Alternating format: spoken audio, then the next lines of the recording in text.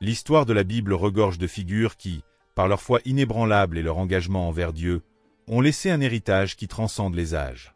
Parmi elles, nous trouvons 3 hommes dont les histoires sont remarquables et nous enseignent des leçons précieuses: Enoch, Élie et Melchizedek. Ils n'étaient pas seulement des leaders spirituels de leur époque, mais leurs exemples ont résonné à travers les générations, influençant notre compréhension de la relation avec Dieu, de la foi, de la justice et de la fidélité divine éternelle. Dans un monde où la foi est souvent mise à l'épreuve et où la société semble parfois s'éloigner des principes divins, les vies d'Enoch, d'Élie et de Melchizedek offrent un puissant témoignage de la manière dont il est possible de vivre selon la volonté de Dieu, en restant ferme face aux difficultés et aux adversités.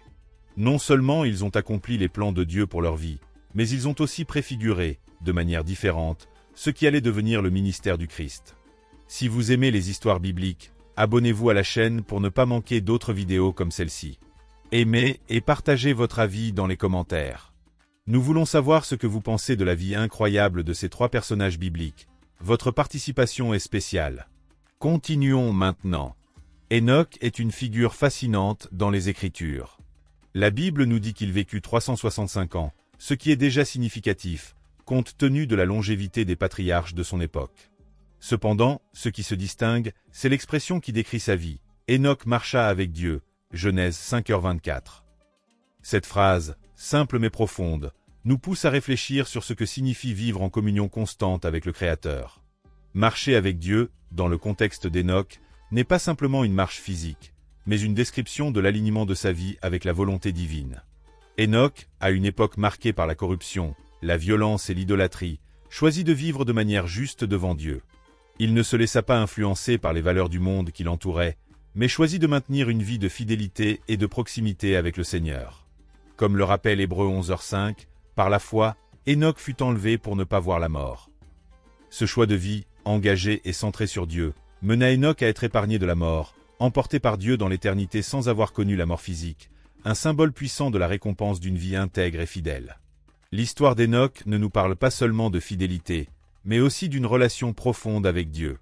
Dans le monde d'aujourd'hui, où nous vivons souvent à un rythme effréné et rempli de distractions, la vie d'Enoch nous pousse à rechercher une relation plus intime avec le Créateur. Il nous enseigne que nous pouvons, oui, marcher avec Dieu chaque jour, peu importe la difficulté de notre parcours.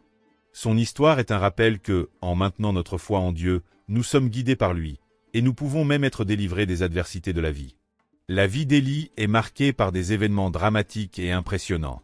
Prophète de Dieu pendant le règne d'Akab, un roi pervers et idolâtre d'Israël, Élie fut appelé à être la voix de Dieu dans une époque de grande apostasie.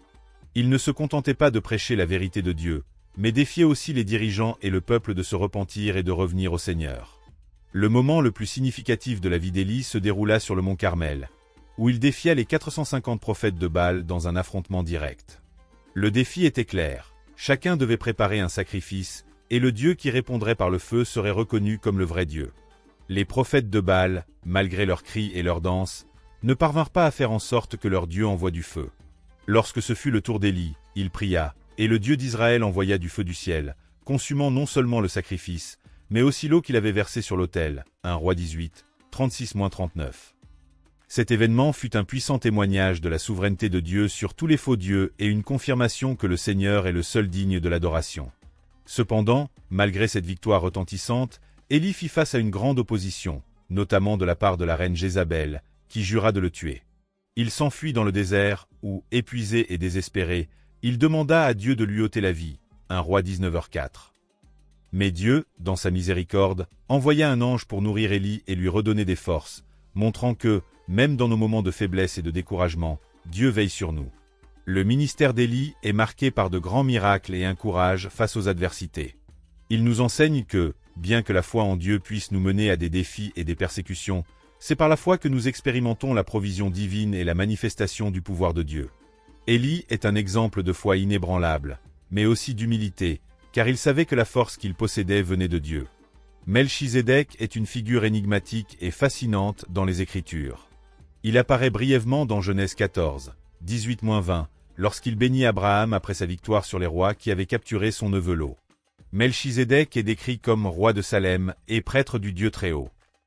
Le fait qu'il soit à la fois roi et prêtre est inhabituel, car dans la tradition juive, ces deux rôles étaient séparés, le sacerdoce appartenant à la tribu de Lévi et la royauté à la tribu de Juda. L'absence d'informations sur la généalogie de Melchizedek est quelque chose qui attire l'attention. Il n'a ni père ni mère, ni commencement de jour ni fin de vie. Hébreux 7h3. Ce mystère concernant son origine et sa fin amène beaucoup à voir Melchizedek comme une figure qui préfigure le Christ lui-même, le roi et prêtre éternel. Dans Hébreux 7h3, l'auteur écrit que Melchizedek est fait semblable au Fils de Dieu, et le sacerdoce qu'il représente est supérieur au sacerdoce lévitique. De même que Melchizedek était à la fois prêtre et roi, Jésus est également décrit dans l'Apocalypse 19h16 comme « roi des rois et seigneur des seigneurs ». Mais la grande différence est que, tandis que Melchizedek servait comme une figure temporaire et symbolique, Jésus remplit parfaitement ce rôle de souverain prêtre et roi éternel. Il est le véritable médiateur entre Dieu et les hommes, et son sacerdoce est perpétuel, garantissant le salut éternel à tous ceux qui croient en lui. Les vies d'Hénoch, d'Élie et de Melchizedek nous enseignent des leçons puissantes sur la foi, le courage, la fidélité et la souveraineté de Dieu. Chacun de ces hommes a joué un rôle unique dans l'histoire divine, mais tous nous montrent la vérité centrale de la Bible. Dieu est souverain, il récompense la foi et par sa grâce, nous pouvons vivre en communion avec lui. Leurs histoires ne nous défient pas seulement à vivre selon les principes de Dieu, mais elles nous montrent aussi comment, à travers la foi et la confiance en sa souveraineté, nous pouvons surmonter toutes les adversités et vivre avec la certitude de sa présence constante dans nos vies. Jusqu'à présent, nous avons compris la profondeur de la vie d'Hénoch, d'Élie et de Melchizedek ainsi que leurs leçons de foi et d'obéissance. Hénoch était l'homme qui marchait avec Dieu, comme il est décrit dans Genèse 5h24, et il est l'une des figures les plus intrigantes de la Bible. La marche d'Hénoch avec Dieu est une métaphore puissante pour le chrétien moderne.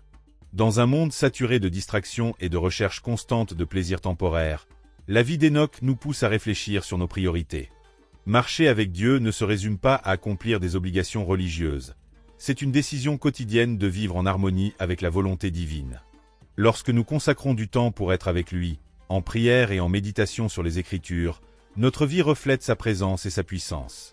La fidélité d'Hénoch montre également qu'en nous éloignant des corruptions et des influences négatives qui nous entourent, nous pouvons marcher avec Dieu dans une relation transformante.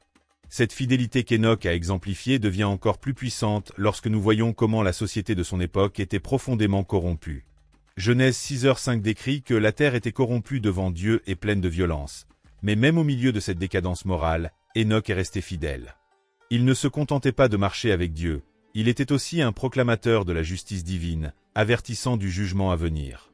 Sa vie nous enseigne qu'il faut rester ferme dans notre foi et notre confiance en Dieu, même dans les moments d'adversité. Élie fut le prophète courageux qui défia l'idolâtrie. La vie d'Élie fut également marquée par l'obéissance, mais aussi par le combat contre la corruption et l'idolâtrie de son époque. Élie pria Dieu, et immédiatement, le feu descendit du ciel pour consommer le sacrifice, prouvant de manière indiscutable que le Seigneur Dieu était le seul Dieu véritable. Ce moment fut non seulement un grand miracle, mais aussi un témoignage que Dieu répond à la foi de ses serviteurs. Élie, avec son courage et sa dépendance totale à Dieu, ne se contenta pas de faire face à l'opposition, mais il vit aussi la manifestation du pouvoir divin. Melchizedek fut le roi et prêtre qui préfigura le Christ. Melchizedek, le roi de Salem et prêtre du Dieu Très-Haut, est une figure mystérieuse et énigmatique dans les Écritures. Il est une figure qui nous dirige vers le ministère éternel du Christ, le souverain prêtre qui intercède pour nous de manière perpétuelle.